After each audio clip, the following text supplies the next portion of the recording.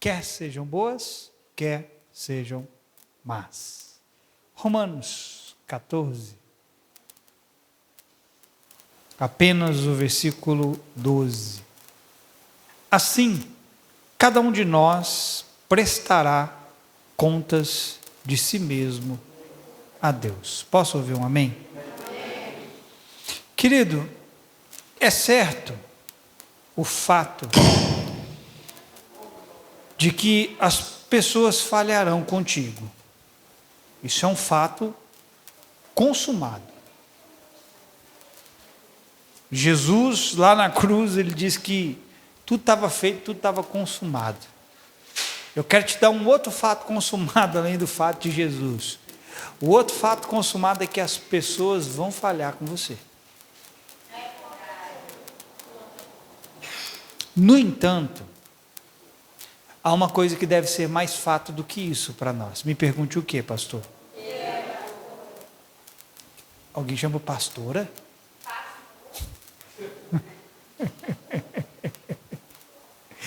Eu não posso vir a falhar comigo mesmo. De uma coisa você tem que estar pronto e preparado. Vão falhar com você. Isso é fato. Mas tem um fato que é uma necessidade maior para todos nós. Ainda que todos falhem conosco, nós não podemos falhar conosco mesmo. Porque se você falhar consigo mesmo,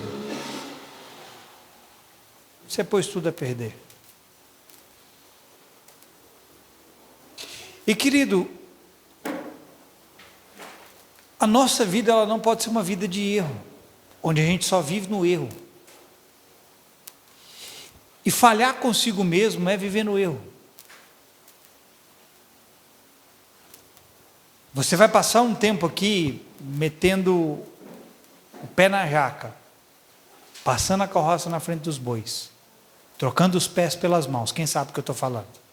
Fazendo o que não deveria, falando o que não deveria, vendo o que não deveria. É assim ou não é?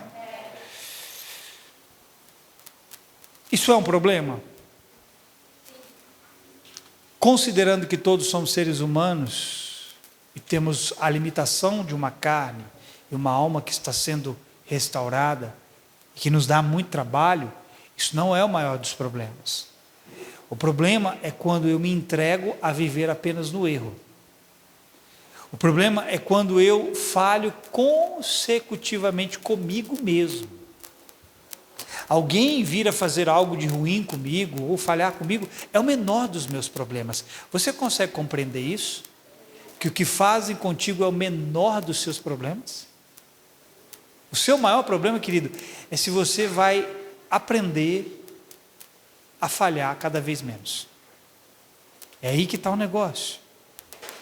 Eu não estou dizendo que nós vamos ser infalíveis, mas que nós devemos aprender a acertar mais a respeito de nós mesmos. Mesmo que você cometa muitos erros. Quem aqui comete muitos erros? Nossa, mas eu já errei tanto, pastor. É verdade. Eu sei, você sabe, Deus sabe. Nós sabemos. Eles sabem. Todos sabem. Mas mesmo que você cometa muitos erros, o ponto é se você vai aprender a acertar. Já caí 500 vezes nisso. Tá, mas eu acertei uma. Caí de novo, mas eu acertei de novo. E à medida em que você vai aprendendo a acertar e acertar e acertar, você vai então aprendendo a também, você vai na verdade sendo corrigido a cada vez que você acerta. E Deus vai moldando você. E cada molde que Deus vai formando na sua vida, menos você estará preso ao erro que os outros cometem contra ti.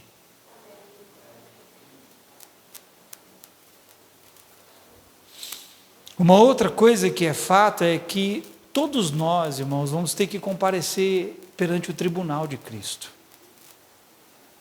Por isso eu disse que é fato que as pessoas vão falhar com você, mas se você falhar consigo mesmo, como você comparecerá perante o tribunal de Cristo? Eu te digo como: com contas a prestar. Todos nós, queridos, vamos ter que dar conta de nós mesmos perante Deus. Ao tribunal de Cristo e ao trono de Deus. São duas coisas diferentes. Uma fala de recebermos as nossas recompensas, os nossos galardões, e o outro fala do juízo de Deus. E a Bíblia diz que o juízo de Deus vem primeiro sobre quem? Sobre o mundo? Sobre a casa de Deus. Paulo virou para os coríntios e falou assim: como que eu posso julgar os de fora se os de dentro não estão sendo julgados? Se os de dentro não estão sendo corrigidos? Se os de dentro vivem de falha em falha? Irmão, a Bíblia não diz que nós viveríamos de falha em falha, mas de fé em fé. Amém. E de glória em glória. Amém. Mas o ponto, querido, é se eu vou aprender com os meus erros. Porque eu preciso ter bem definido que há algo me esperando, irmão. Há algo esperando você. Amém. Eu quero ver se você vai dizer amém já já. Então veja, todos nós vamos estar perante o tribunal de Cristo, como nós lemos aqui, para prestarmos conta daquilo que praticamos, seja o bem ou seja o mal. Disso nós haveremos de responder. Você vai responder por suas palavras, você vai responder por suas atitudes, você vai responder pelos seus pensamentos, você vai responder pelos seus sentimentos, você vai responder por tudo isso. Aquele sentimento de ódio, você vai responder por ele. Aquele sentimento de inveja, você vai responder por ele. Você vai responder por tudo aquilo que diz respeito ao seu corpo. Tudo aquilo que dentro de você impulsionou você a agir precipitadamente, erradamente. A questão é, será que eu e você estamos conscientes disso? Será que eu e você estamos tão conscientes a ponto de entender que nós vamos estar perante Ele um dia para prestar conta de tudo que nós estamos fazendo aqui? O problema é que há quem se preocupe mais com a vida alheia do que com a sua própria vida. E esquece que o que mais importa é o que você faz. Agora, do que Deus vai me pedir contas? Do que Deus vai pedir contas a você? Porque eu li 2 textos aqui propositalmente. Os 2 textos falam de uma prestação de contas. Do que Deus vai nos pedir conta? Eu vou te dizer, de tudo aquilo que era a nossa responsabilidade saber e fazer. Essas 2 coisas Deus vai pedir conta para todos nós, daquilo que nós deveríamos saber e fazer. Todos nós somos responsáveis por saber a coisa certa e fazer a coisa certa. Deixa eu te dizer, ninguém vai ser justificado diante da sua ignorância perante o Senhor. Deus não vai te justificar porque você é ignorante, porque você não sabia de algo. Deus, eu não sabia disso, Ele vai falar, eu te dei o meu espírito para quê? Eu te dei a minha palavra para quê? Deus, eu não sabia ler, eu te dei o espírito para quê? Eu estou te ensinando verdades espirituais para quê? Irmão, há pessoas que não sabem ler e são extremamente usadas por Deus. O que faz com que essas pessoas sejam corretas, sejam usadas? Eu vou te dizer, é a fome e a sede que elas têm pelo Senhor e o desejo de viver corretamente diante dEle.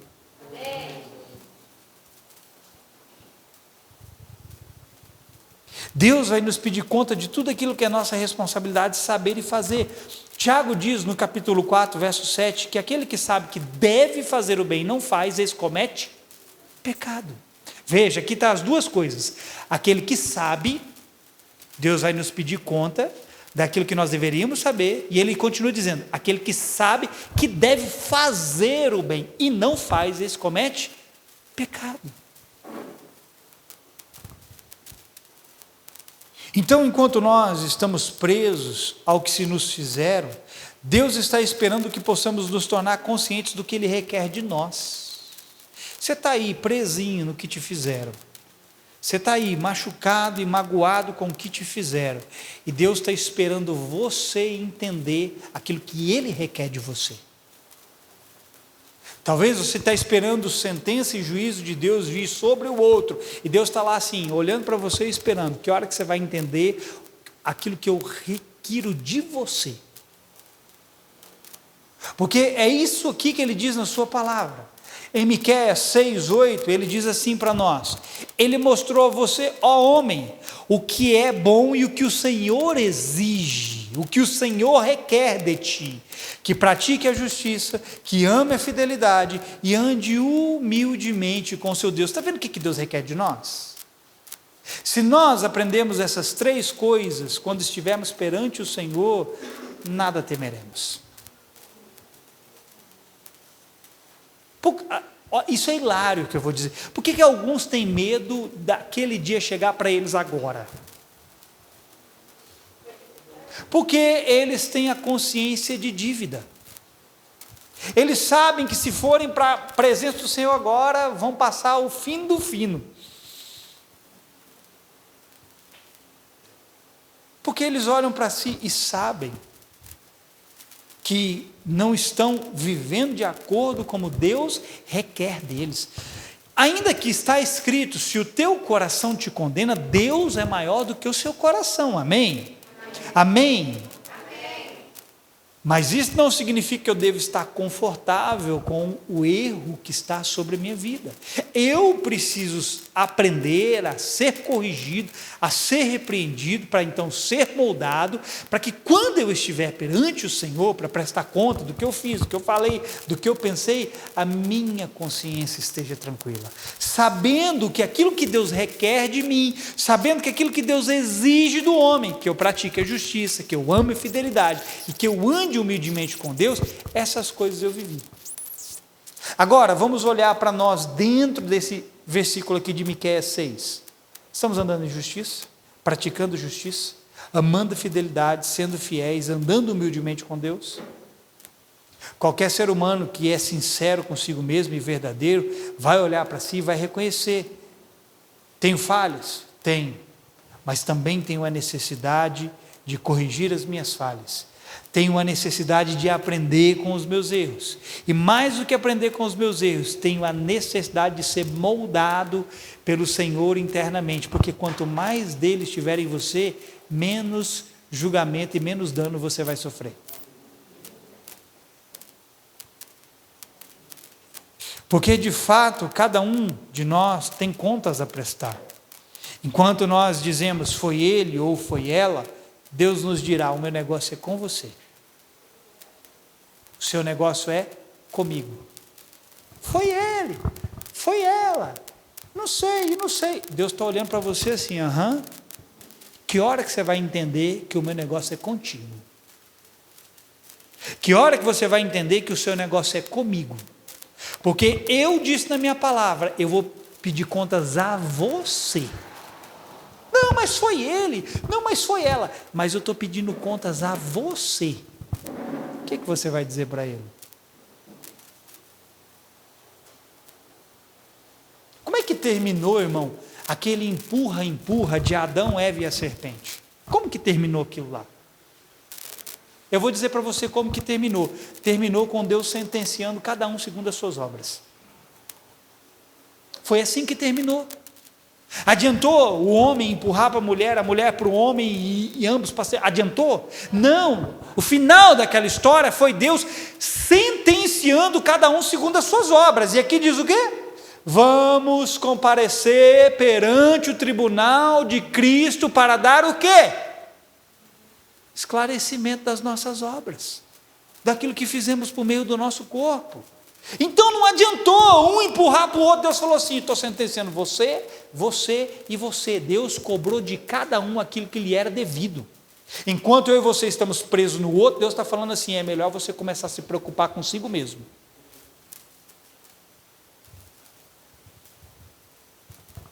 Querido, há uma geração aguardando quem irá se manifestar. A questão é o que vai se manifestar. O que de você vai se manifestar, querido? Enquanto nós deveríamos fazer a diferença onde importa, acabamos causando a diferença. Olha para você mesmo, olha para o seu interior. Deus te chamou para fazer a diferença, mas nós estamos causando a diferença. Por quê? Porque eu vivo preso no outro e não tenho a consciência que preciso de mim mesmo. Deus sentencia, julga, condena, mata. Aí Deus fala assim: você quer que eu faça isso? Quero. Só saiba de uma coisa, tem uma mesma medida de julgamento para você. Agora, quando você começa a olhar para dentro de si e a entender, poxa, eu vou estar diante do Senhor, esse pensamento que dia e noite me atribula, me tira a paz, me desgasta, essa raiva, essa ira, esse ódio, esse negócio que me amargura, enquanto eu não abrir mão disso, isso vai continuar me envenenando, me machucando. E vai chegar o dia em que eu vou estar perante o Senhor e eu vou ter que prestar conta de tudo isso, porque isso me fez mal, isso roubou algo dele na minha vida, isso impediu com que eu pudesse não somente me desenvolver, mas também com que eu pudesse fazer com que outros se desenvolvessem. Querido, aquilo que não está sendo desenvolvido na minha vida, na sua vida, nós vamos prestar conta também.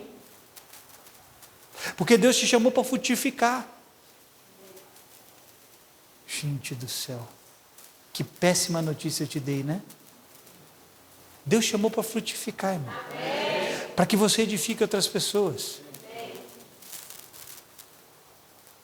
E nós, querido, deveríamos não causar a diferença, mas fazer a diferença. Deixa eu contar o que aconteceu comigo ontem. Ontem eu fui para Uberlândia, mais minha esposa e o João. É uma situação assim, feia, é feia, foi um erro meu, uma falha minha. Eu quero compartilhar com você apenas como experiência negativa para você não reproduzir. Foi feio mesmo. Não fico feliz de contar isso, mas é preciso contar para você ver que eu não sou de ferro, também sou ser humano. Estava no trânsito de Uberlândia, lá na Afonso Pena. E o trânsito de Uberlândia é caótico, irmão. Misericórdia com aquele lugar. E eu sou um cara que estressa muito fácil no trânsito. Meu Deus do céu. Sou terrível no trânsito. E tinha um carro forte, sabe esses de banco? Parado na mão, na faixa que eu estava. E tinha um carro na minha frente. Esse carro viu que o carro forte estava parado. Ele se desviou. Ele jogou para a faixa da direita e os carros estavam parados no semáforo. E ele jogou para a direita e ele deixou um espaço suficiente para eu poder passar pela esquerda, que eu ia cortar. Na hora que eu fui com o carro para passar pela esquerda, esse cara me joga o carro para cima de mim. Automaticamente eu fiz o quê? Já dei aquela buzinada. O cara já colocou a mão para fora, fez aquele gesto para mim, eu coloquei a mão para fora, fiz assim para ele, não repeti o gesto, eu fiz assim para ele. Irmão, eu sei que dali eu já saí furioso, velozes e furiosos. Irmão, assim que deu, eu já arranquei acelerado. E aí eu já acelerei para poder pegar ele e emparelhar do lado dele. Irmão, quando eu emparelhei do lado dele, que eu olhei para ele, ele olhou para mim, uma senhora veio atravessando a rua. Eu não vi a senhora. Do nada, a Ana gritou. Só vi ela gritando. Ah! Aí eu voltei e dei uma leve freada o suficiente para aquela mulher passar. Por pouco eu não atropelo a véia. Por pouco, irmão. Agora veja. Ela pegou e falou assim para mim: tem hora que você esquece que você é crente, amor.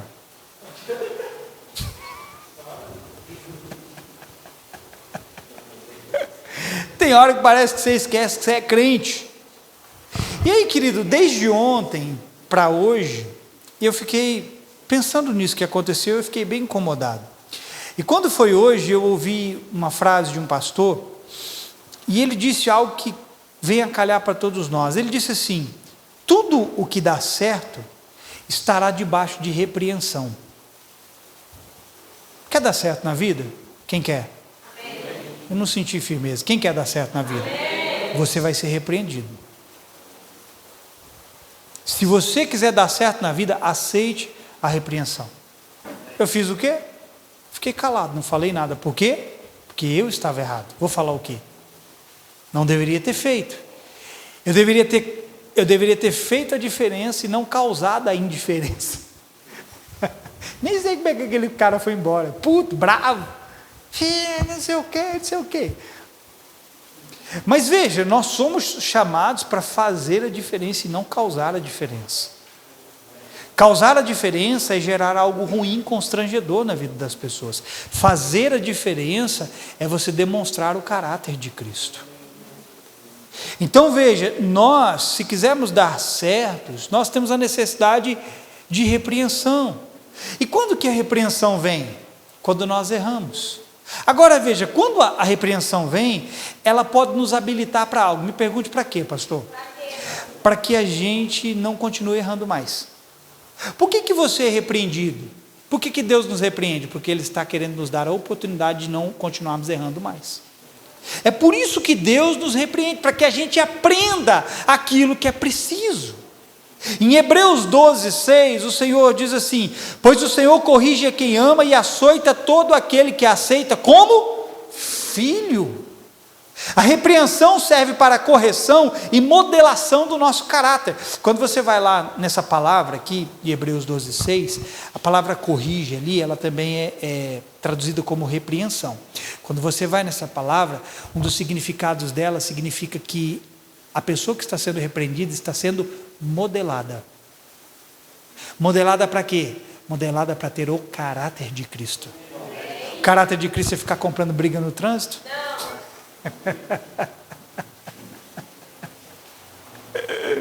Agora veja, querido, eu vou estar diante do Senhor um dia. Ele vai prestar conta, eu vou ter que prestar conta a Ele. Está vendo isso aí?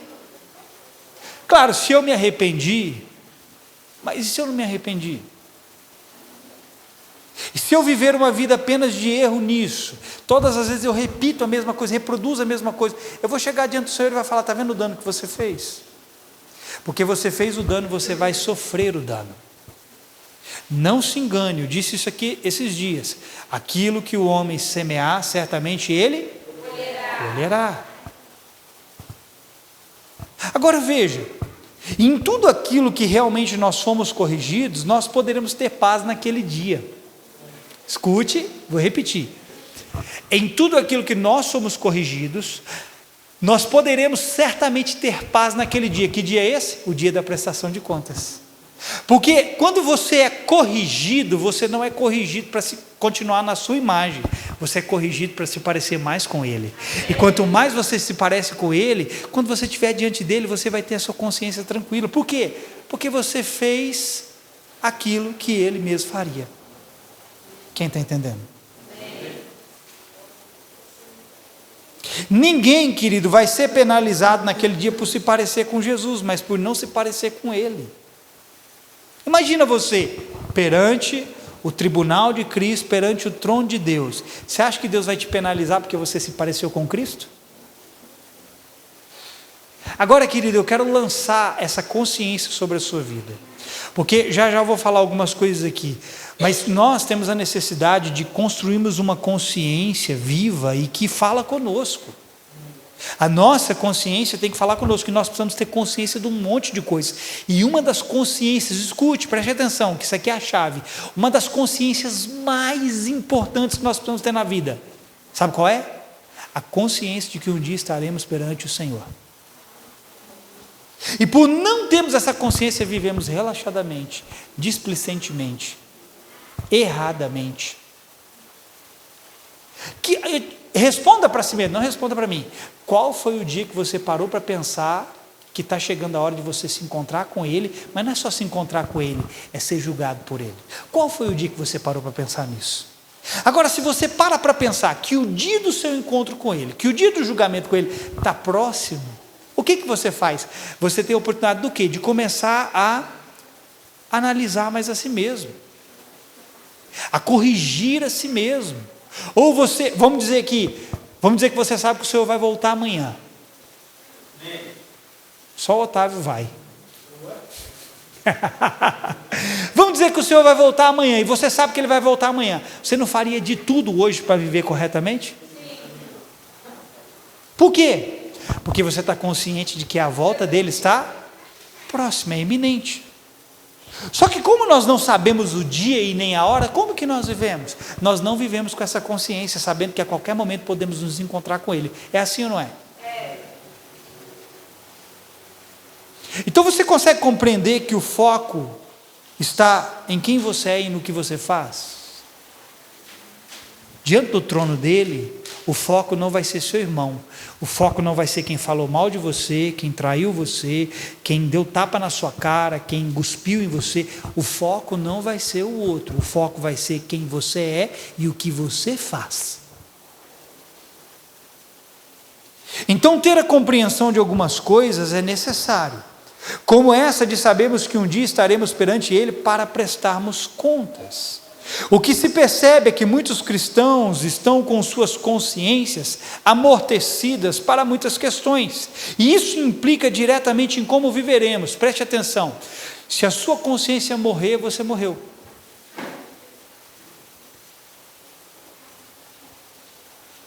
Você é a sua consciência.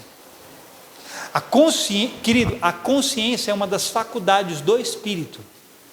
Você não é carne, você não é alma, você é Espírito, e a consciência é uma das faculdades do Espírito. Se você perde a consciência, você morreu.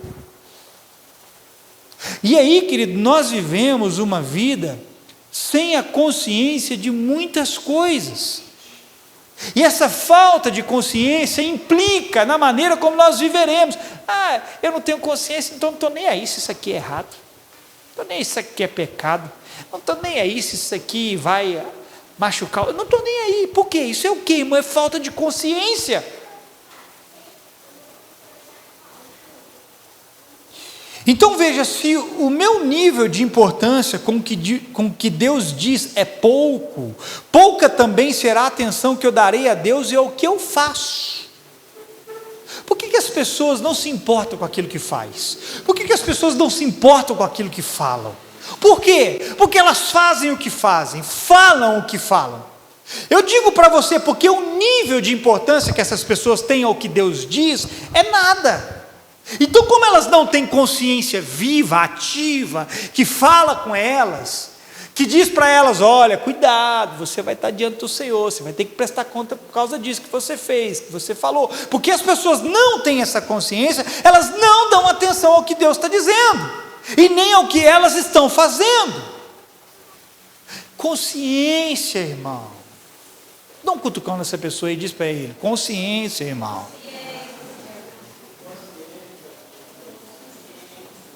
Rick Joyner, no livro dele, A Batalha Final, preste atenção aqui, ele fala de portas que dão acesso a verdades espirituais, várias portas, e isso é verdade mesmo, irmão.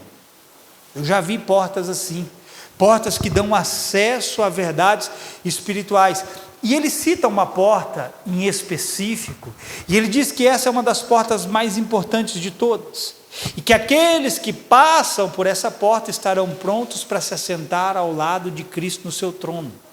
E aí, querido, sabe qual porta é essa? Não. O trono do julgamento de Cristo. Ele fala que essa é uma das portas mais importantes que os cristãos precisam passar. E o que eu li aqui, quais foram os textos iniciais? Todos compareceremos perante onde? O tribunal de Cristo. E aí, querido, ele fala que os cristãos não estão dando importância para isso, para essa porta.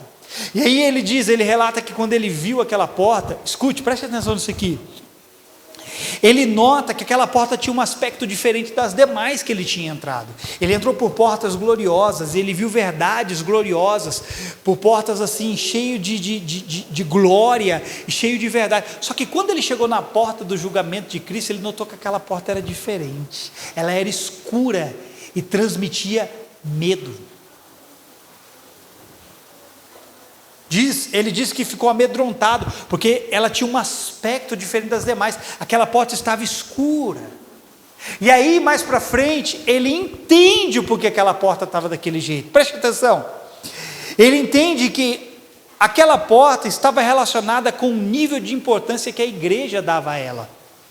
Cada porta estava relacionada com o nível de importância que a igreja dava. Por exemplo, se ele chegasse na porta da salvação e ela estivesse brilhando, é porque a igreja dá muita importância à questão da salvação. Se ele chegasse na porta da graça e aquela porta estivesse gloriosa, é porque a igreja dá muita atenção à graça. Só que quando ele chega naquela porta do julgamento de Cristo, estava em trevas, escuro, e dava medo. Por quê? Porque a igreja não dava atenção devida ao julgamento que vinha do trono de Cristo. Não estamos nos importando que nós vamos nos encontrar com Ele. Isso não é tão importante para nós. Nós damos pouca atenção de que o dia em que estaremos diante dele está chegando. Nós não damos atenção para isso. Então a gente continua fazendo e vivendo do jeito que a gente está. Nós só deixamos de colocar a nossa mente na verdade daquele dia em que estaremos perante ele, como não só deixamos de colocar a nossa mente na verdade daquele dia que estaremos perante ele, como não fazemos esforço algum para conhecer o que importa. Se não bastasse a gente não se importar que está chegando o dia e a hora, a gente não faz esforço nenhum para buscar a conhecer aquilo que de fato importa. Estou nem aí, deixa o pastor falar, vou lá no culto lá ouvir mais uma palavrinha, ouvir uma musiquinha, né? Eu vou continuar do jeito que eu estou, tá bom? Não te importa não, irmão, saber que a sua reunião está próxima? Não te preocupa não, saber que nada aos olhos dele passou em oculto? Não te incomoda sentimentos, pensamentos, desejos errados que movem e motivam você? Não te importa não? De quais verdades bíblicas fundamentais você está ciente e consciente, irmão? Alguns querem estar cientes apenas do amor de Deus. Então, para eles, Deus é só amor e o resto não importa. Você já encontrou gente assim? Esse é o discurso do mundo atual. Deus é amor, Deus não manda ninguém para o inferno. Para eles, o que importa? É o Deus que é amor. Não importa mais nada. Não importa para eles se Deus é juiz. E se não importa se Deus é juiz, logo não importa se eu vou ser julgado. Se alguém não se importa com Deus sendo juiz, logo aquela pessoa também não se importa se vai ser julgada. Afinal, Deus é o quê? Amor. Não, irmão, Deus também é juiz. Para outros, Deus é só bom, só que a Bíblia diz assim, considerai a bondade e a severidade de Deus. Agora, outros fazem o contrário, né? Eles tratam a Deus apenas como juiz e se esquecem que a misericórdia pode triunfar sobre o juízo. Nós precisamos ter um equilíbrio, querido, naquilo que nós cremos, naquilo que nós entendemos. Deus é amor e te ama com um amor indescritível, mas Ele é juiz, vai julgar a mim e a você. Quem quer receber o amor? Amém. Quem quer receber o juízo?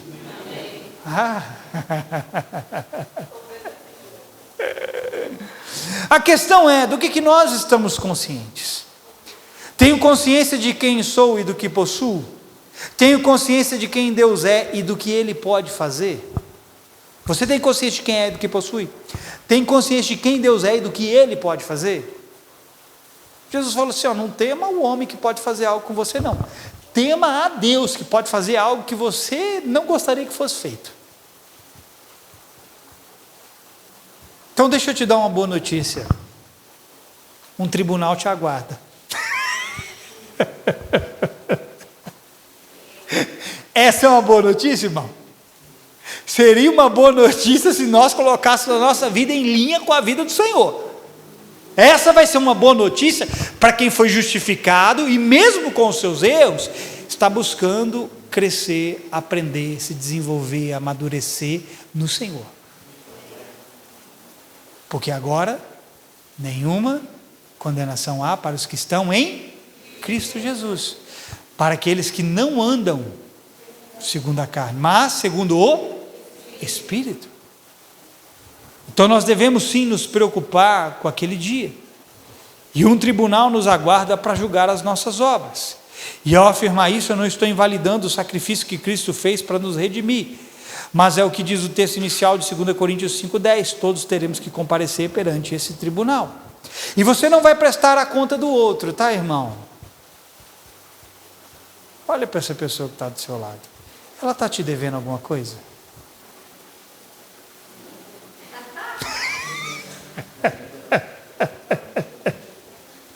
Paga o que você me deve, caloteiro. Fala para ele, paga o que você me deve, caloteiro. Vamos lá, presta atenção, vamos para o final. Falei que eu não ia demorar. Olha aqui para mim, volta para mim a sua atenção. Você não vai prestar a conta do outro. Você vai prestar a sua própria conta. Você não vai chegar diante dele e dizer que o outro deve mais do que você. Jesus vai virar para você e vai falar a mesma coisa que ele falou a Pedro: quanto a ele, o que te importa? O outro pode estar devendo muito mais do que você, só que quando você estiver diante dele, ele não vai cobrar o outro, ele vai cobrar você. Então ele vai falar assim: agora é hora de você pagar a sua conta.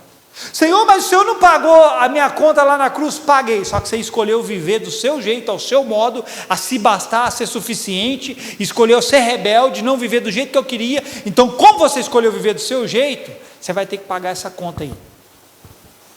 Porque eu pago a conta do sacrifício que eu fiz e da vida que você viveu em mim, e não da vida que você viveu fora de mim.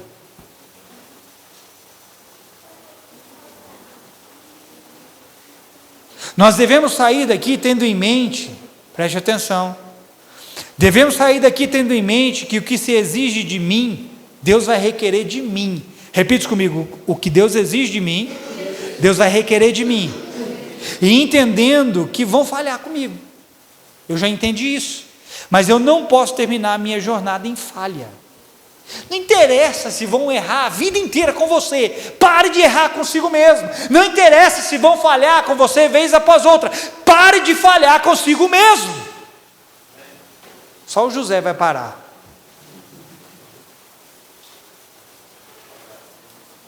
Deixa eu te dizer, querido, preste atenção nisso aqui. Nós estamos em rota de correção e não em rota de colisão. Eu vou repetir. Nós estamos em rota de correção e não em rota de colisão. E eu vou te dizer porque que nós não estamos em rota de colisão. Porque ninguém que colide com o Senhor ficará inteiro.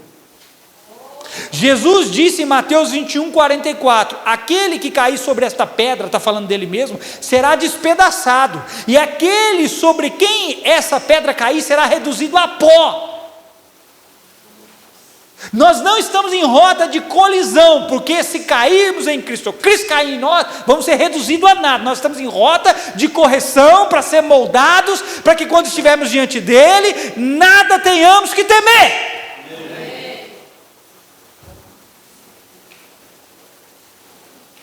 O Senhor nos corrige para o nosso aproveitamento, e isso certamente implicará naquele dia em que estaremos perante Ele. Você está sendo corrigido para você ter um bom aproveitamento diante do Senhor. Então você vai ser repreendido quando for preciso, vai tomar puxão de orelha, vai tomar chinelada. Só a Larissa vai apanhar.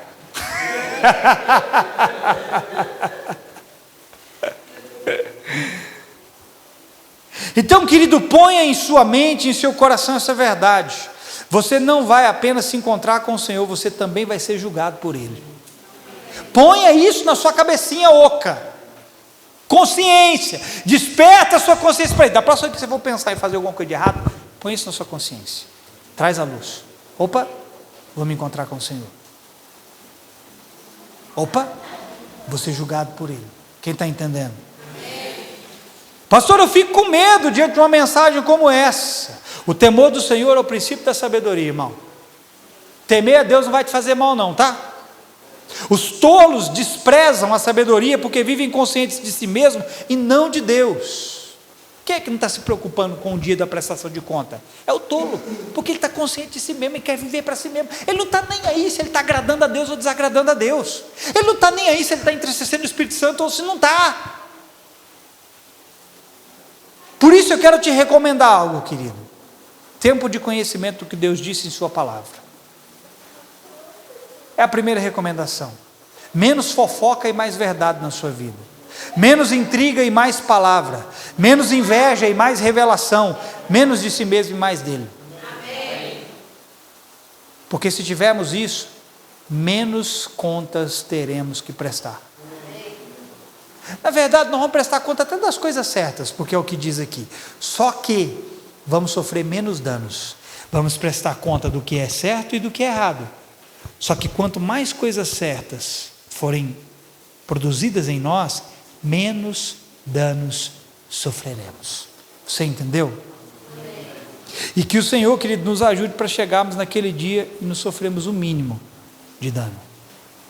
Porque é fato, irmão, aquele que vem virá. Ele não está demorando. Ele está chegando. E ele vai requerer de cada um aquilo que fizemos por meio do nosso corpo. E não é só o que você manifesta em ações, não, irmão. Jesus falou assim: se você odiar seu irmão, você é homicida. Se você odiar alguém, você é homicida, e você vai responder ao crime de um homicida. Para Deus, homicida não é quem mata os outros, não, irmão. Somente. Homicida é quem odeia as pessoas. Agora pensa. Não, imagina isso aqui comigo. Imagina isso aqui, irmão. Vou terminar. Imagina isso aqui. Você passou uma vida inteira na igreja. Quarta e domingo. Deus, eu passei 30 anos indo para a igreja. Aí você chega diante dele. Peraí, deixa eu ver aqui. Assassino. Hã? Que isso? É assassino? Assassino. Como assim? Eu não matei ninguém. Você matou esse aqui, esse aqui, esse aqui, esse caiu de tabela, esse veio a reboque, esse veio, esse. Mas como assim? No dia que você odiou esse, e você morreu odiando essas pessoas. Se você tivesse odiado e se arrependido e aprendido a amar, você não estaria prestando contas agora e sofrendo dano do seu ódio. Mas porque você odiou até o fim da sua vida e morreu nisso, estou te cobrando agora. Quem está entendendo? Você consegue perceber a seriedade disso, irmão? Ou você acha que você vai prestar conta, você vai chegar diante do tribunal de Cristo e você vai ficar lá de boinha, sorridente? Irmão, no dia em que nós estivermos sendo passados a limpo, repite isso comigo, passados a limpo, não vai ter assim para o Senhor,